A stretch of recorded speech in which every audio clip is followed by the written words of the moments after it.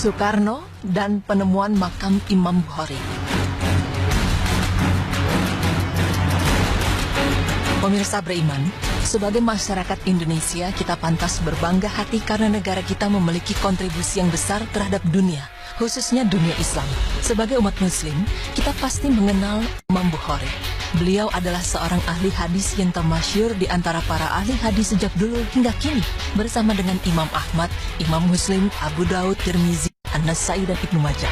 Bahkan dalam kitab-kitab fikih dan hadis-hadis beliau memiliki derajat yang tinggi. Sebagian menyebutnya dengan julukan Amirul Mukminin fil Hadis atau pemimpin kaum mukmin dalam ilmu hadis. Lalu apakah hubungan antara kontribusi bangsa Indonesia dengan Imam Bukhari? Pemirsa beriman, berikut pemaparannya. Imam Bukhari terlahir dengan nama Muhammad bin Ismail bin Ibrahim bin Al-Mughirah bin Barzibah Al-Jufi Al-Bukhari. Beliau lahir pada 13 Syawal 194 Hijriah di kota Bukhara, sebuah kota yang terletak di Asia Tengah. Sebuah kota kuno yang kini merupakan bagian dari Republik Uzbekistan. Masa kecil Imam Bukhari penuh dengan keprihatinan. Di samping menjadi anak yatim, beliau juga tidak dapat melihat karena buta.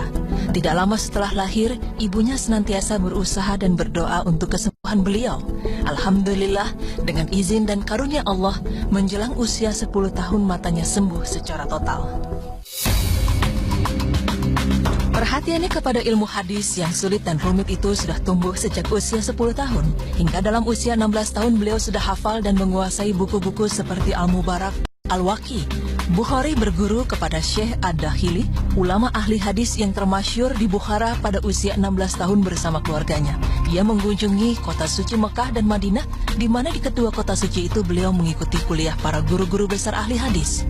Pada usia 18 tahun beliau menerbitkan kitab pertamanya, Hudaya As-Sahabah wa Tabi'in, atau peristiwa-peristiwa hukum di zaman sahabat dan tabi'in.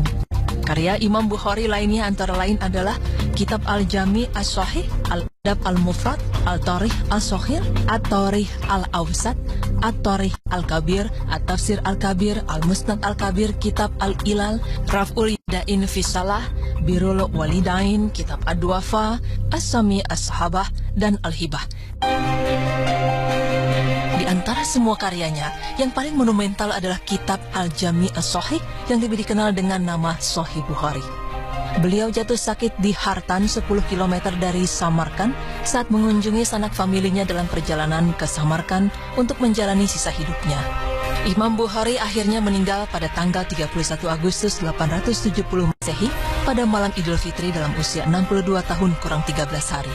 Beliau dimakamkan selepas sholat zuhur pada hari raya Idul Fitri. Sebelum meninggal dunia, ia berpesan bahwa jika meninggal nanti, jenazahnya agar dikafani 3 helai kain, tanpa baju dalam dan tidak memakai sorban. Pesan itu dilaksanakan dengan baik oleh masyarakat setempat dan beliau meninggal tanpa meninggalkan seorang anak pun. Setelah wafat, keberadaan Imam Bukhari tidak ada yang mengetahui lokasinya secara pasti. Disinilah bangsa Indonesia memiliki peran besar. Adalah Insinyur Soekarno yang kala itu masih menjabat sebagai Presiden Negara Indonesia yang mengawali kontribusi Indonesia bagi makam Imam Bukhari. Ini terjadi tahun 1961, ketika pemimpin tertinggi Partai Komunis Uni Soviet sekaligus penguasa tertinggi Uni Soviet, Nikita Sergeyevich Khrushchev, mengundang Bung Karno ke Moskow. Khrushchev memiliki tujuan untuk menunjukkan pada Amerika bahwa Indonesia berdiri di belakang Uni Soviet. Namun dengan berbagai pertimbangan, Bung Karno tidak mau begitu saja datang ke Moskow. Beliau tidak ingin membawa Indonesia ke dalam situasi yang tidak menguntungkan dan dipermainkan oleh negara manapun. Bung Karno kemudian mengajukan satu syarat mutlak kepada Khrushchev apabila ia masih ingin mengundang beliau untuk datang ke Moskow. Satu syarat itu mengundang pertanyaan besar di pihak Uni Soviet. Namun mereka tidak bisa berbuat banyak karena keinginan untuk mengundang Bung Karno. Syarat tersebut adalah tuntutan untuk menemukan makam Imam Bukhari, sang ahli hadis yang pada masa itu lokasi peristirahatan terakhirnya terkesan terlupakan. Meski pada mulanya kebingungan dengan syarat yang diajukan oleh Presiden Soekarno, namun pada akhirnya Khrushchev memerintahkan para anak buahnya untuk mencari makam yang dimaksud. Namun pencarian terhadap makam yang dimaksud tidaklah mudah. Setelah berbagai usaha dilakukan belum menunjukkan hasil yang positif, Khrushchev menanyakan kembali kepada Presiden Soekarno, adakah syarat lain selain menemukan makam Imam Bukhari? Namun, Bung Karno bersikeras dengan syarat awal tersebut. Hal itu benar-benar ditekankan oleh Bung Karno apabila Uni Soviet memang ingin mendapat dukungan. Setelah mengerahkan anak buah terbaiknya serta mencari informasi dari orang-orang tua muslim di daerah Samarkand, akhirnya makam Imam Bukhari ditemukan meski keadaannya memprihatinkan karena kurangnya perhatian. Khrushchev memerintahkan pemugaran dan penghiasan makam yang baru saja ditemukan itu. Setelah semua proses selesai, Khrushchev kemudian menghubungi Bung Karno, dan tak lama setelah itu Bung Karno pun menyanggupi untuk datang ke Moskow. Sehari setelah kunjungan ke Moskow, Bung Karno dan rombongan singgah ke Samarkand, berziarah ke makam Imam Bukhari. Peristiwa ini terjadi pada tanggal 12 Juni 1961. Menurut penuturan Rahmatullah Sultanov, juru kunci makam Imam Bukhari, seperti diterjemahkan Temur Mirzaev, beliau tiba pada malam hari dan langsung membaca Al-Quran sampai pagi hari tidak tidur.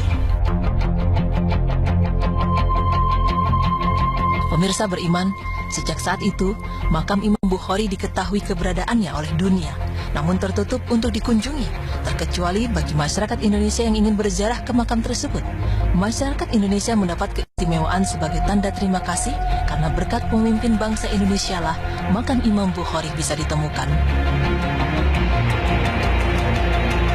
Perbuatan baik Bung Karno kepada umat dengan mengajukan syarat pencarian makam Imam Bukhari memberikan manfaat kepada masyarakat luas. Ini membuktikan bahwa perbuatan baik sekecil apapun akan Allah balas sesuai dengan firman Allah yang artinya, sesungguhnya Allah tidak menganiaya seseorang walaupun sebesar jarah, dan jika ada kebajikan sebesar jarah, niscaya Allah akan melipat gandakannya dan memberikan dari sisinya pahala yang besar. Quran Surah An-Nisa ayat 40.